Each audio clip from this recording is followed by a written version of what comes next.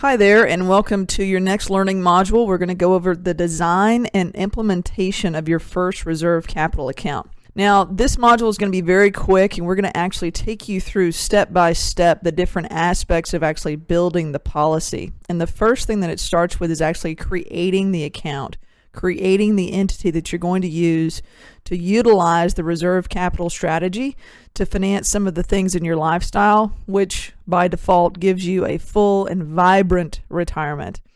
So here's the first step, contract design. It starts with a pledge, which is basically writing a check for the number that you have found, which we talked about before, and going through a full application process. And we use Sales Connection, which is part of our back office here at the Strategic Wealth Network.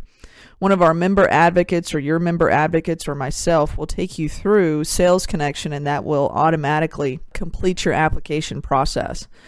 The application covers everything that has to do with underwriting for maximum human life value. Now, what is maximum human life value? We're actually going to cover that in another module, but basically it's how much you're worth on this planet today, and if you died today, what that would mean to your family, to your business, to your personal economy, what that would be missing out on in future income. What it also does when we're underwriting for maximum human life value, and that does not mean that you're going to actually take all of the human life value if you are offered it. It's basically a health escrow account. So here's a great example that I tell all of my clients. I'm 40 years old today. Almost everyone in my family has either had cancer or died of cancer. So it's a pretty good chance that I'm going to have cancer. So why am I going to wait till I'm 45, 50, 55, even 60 years of age to even think about covering my future income for my family if I was to die all of a sudden? Why am I going to wait that long into the future when I could be escrowing my health and have favorable underwriting and favorable underwriting conditions for protecting almost all of my income in the future? So that's one aspect that really doesn't talk about the reason for the actual life insurance. It talks about the human economic value that you're leaving on the table. Now, there are two things that make up and really accelerate the design of the contract, and that's the base premium and the PUA rider. The base premium is basically what you're paying for in death benefit. And after the first 2 to 3 to 4 to 5 years, and that's pretty big range, but usually after year 3, the death benefit is guaranteed and paid for. And you'll see the acceleration process with the way that we design these contracts. The other rider is the PUA rider, and that's your cash deposit. Anytime you hear me say PUA or cash value, that's what I'm talking about. They're one and the same. So here's our rule of thumb. Here's our rules that actually builds the actual policy. We're going to put $1 of death benefit premium to $2.50 of cash value deposit. So there's $1 of death benefit and there's $2.50 of PUA. Now this gives you maximum efficiency during the capitalization phase. So what this means, instead of all of your premium going towards the death benefit and you see no economic value whatsoever in the first 5 years, we're going to give you economic value. Now, some of you are going to be able to capitalize the policy from day one, and that's just great. But some others are going to need to ramp up. They're going to need to move away from a debt-based or a cash-based personal economy to a leveraged, utilized economy using this reserve capital strategy. So let's talk about company and contract choices. We're going to go with a non-direct recognition company. Now, what that means is that no matter what is going on with your policy, if there are loans outstanding or not, that means that you are going to enjoy the dividends and the guaranteed interest on that policy. That means that no matter what is going on with that policy, whether you have a loan outstanding or not, you're going to get the same treatment of that policy, of the monies in that policy, as if nothing were going on outside of it. So they're not going to go to, let's use an example of me for a second. They're not going to go to the Brandy Joe Newman drawer, take out my cash value and give it to me, and therefore I just lose the growth on that money. No, the company is going to send me their money and place a lien on the cash value within my policy. So I'm able to take my borrowed funds, my leveraged funds, if you will, and I'm able to place those somewhere else in my personal economy without losing the guaranteed dividends and growth on my cash value within my policy. And that's a little bit of the magic here. That's the non-direct recognition companies that we're going to choose. We're also going to choose a company that has superior cash flow and efficient contract performance. Now, what does that mean? That means that as soon as your check clears, you can take the money out. You can have access and liquidity using that policy and gain access to money using that life insurance company.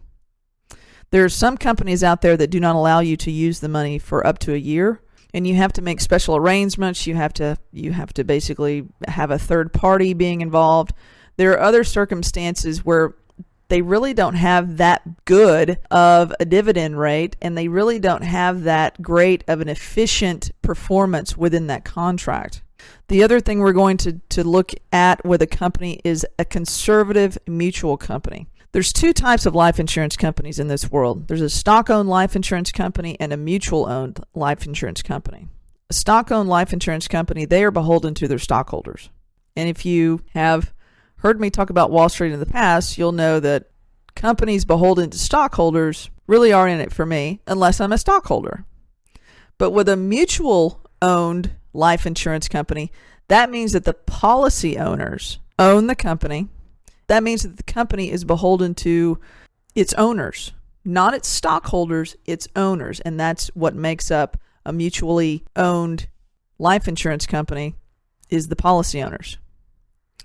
So let's talk about which kind of contract choices. You can choose a permanently funded contract. Now, this is not Index Universal Life. This is not Universal Life at all.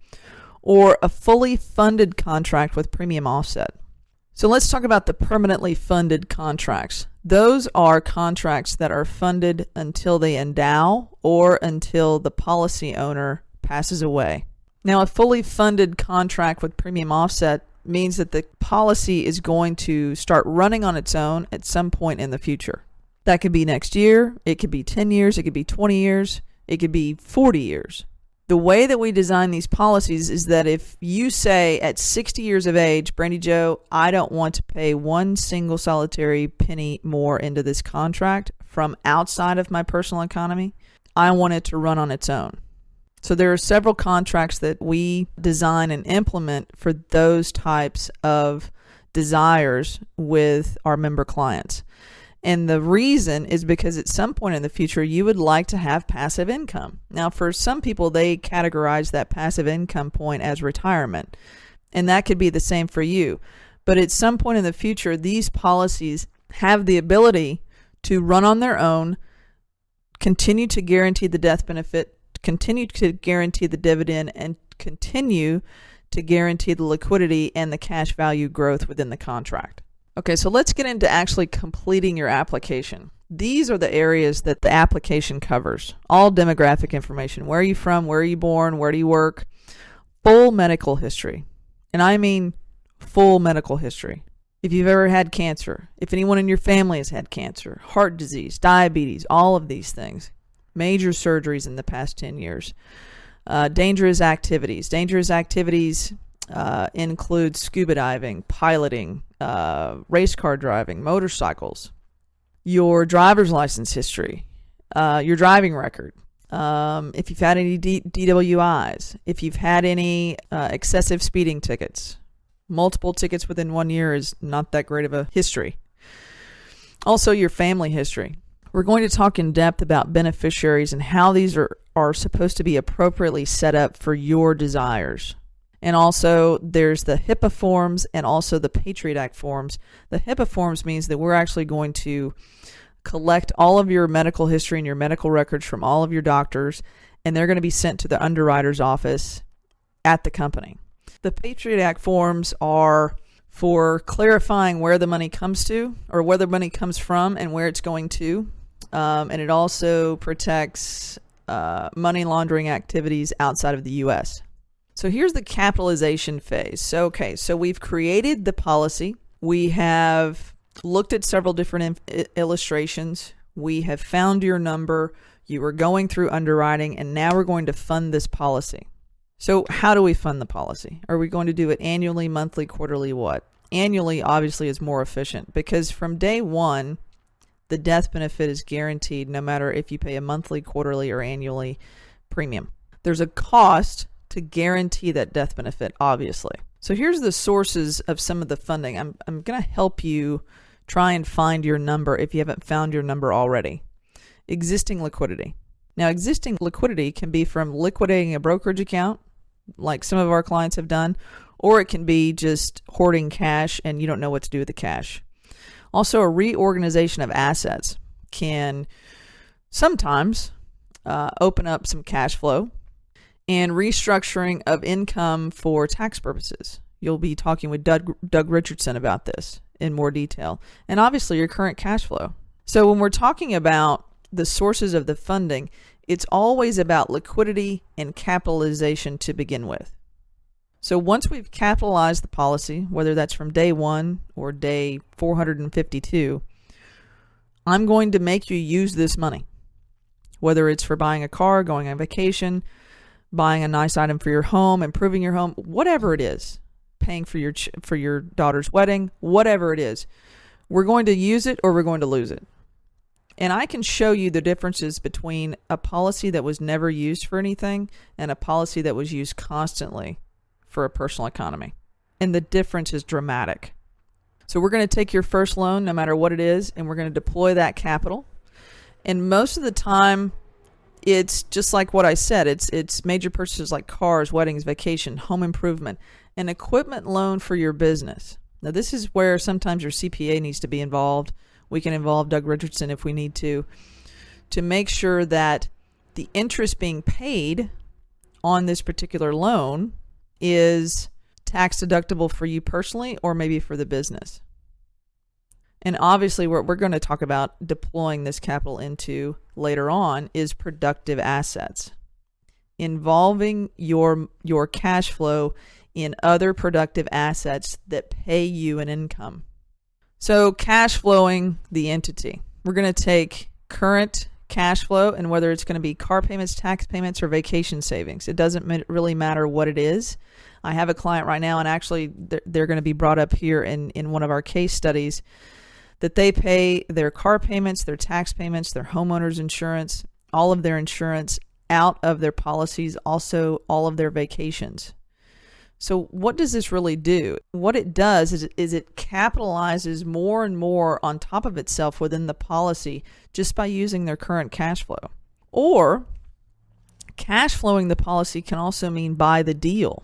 So you capitalize a policy, you borrow however much money out, let's say $100,000 out of the policy, you place it with one of our other strategic partners, and that deal gets done, and bam, you just made whatever rate of return. You take the return and the return of the investment and the return on the investment, and you put it back into the policy, and then you take out another loan for the next deal. You never roll one deal into another. You never ever want to do that. You want to rehabilitate that policy. You want to repay the loan for that specific deal, and you want to go in and out of that policy as much as possible within reason. Okay, so here's what I just brought up, the Weems family. They had stagnant capital. They had a lot of cash in a brokerage account. They were paying cash for a lot of their things. They were leasing their automobiles, using their business. They had a lot of interest charges, and they really didn't have any human life value. Obviously they did, but they were not insuring their human life value. And this family is worth multi-millions of dollars. And they knew that they needed to plan for something. They have two beautiful little girls, and they knew that they wanted to make sure that they had a head start with their education, but they really didn't know where to start. They didn't know what really the catalyst was for building that foundation. They really didn't know what the keystone was. So when they met me, they started with one policy on each of the parents, and then now they have multiple policies, and then on the kids as well, and they have multiple cash flow streams going in and out of these policies, which is very easy to organize because it's one draft once a month. And now they have their homeowners insurance paid for, their property taxes paid for. They have all of these things rolling through the policies that give them a more efficient return on their cash flow than having it sit inside of a brokerage account. And one of the things I want to mention, when you take a loan out, you're charged an interest rate. We talked about that in the first module with Sean. If you pay back that loan in full within the year, you are refunded the interest. So is it an interest-free loan? Not quite, because you were charged something to begin with, and it's up to you to repay that loan in a very timely manner. Where is the opportunity cost when it comes to taking out loan or multiple loans? There's really not one if you do it the most efficient way possible. So think about that. Here's another case study, the Patty family. This is John and Marshall Patty. They came to me from bankruptcy. Actually, I was the one that said, you really need to file for bankruptcy in a hurry, like tomorrow. They had a failing business. They were brilliant artists, brilliant creators, but running a business just got out of control for them because they were in a losing niche, if you will. They had a antiquated business and tons of overhead, not a lot of liquidity, not a lot of cash flow in the waning years. So they took it upon themselves to bite the bullet, declare bankruptcy. After that, they had a clean slate going forward, reevaluated their life goals and their life streams, and started putting their family first and having that be a priority over what was going on in their businesses. And now they have a mindset of abundance with virtually no drag. There's no debt. There's no credit card debt. There's no enslavement to something that doesn't make them happy. They are responsible for their family, and they have basically given themselves a new life just by not following the crowd and not throwing good money after bad. Take some of these things and make some notes and write them down and call us. So this is where kind of the rubber is meeting the road. This is where you need to make a decision on whether you're going to do this strategy or not. And we're here. We're accessible. You can call your member advocate at the 800 number on the screen, 1-800-376-5057. We have an online live chat support system now that is during regular business hours, 9 to 5 Central Time. And you can also email at any time of the day, advocate@strategic-wealth.net. This system was built for you to get to where you want to go. So remember those things. What I want you to do with this particular module is start thinking about what you actually want to do and what these things are actually for and how you're going to make your contracts the most efficient possible.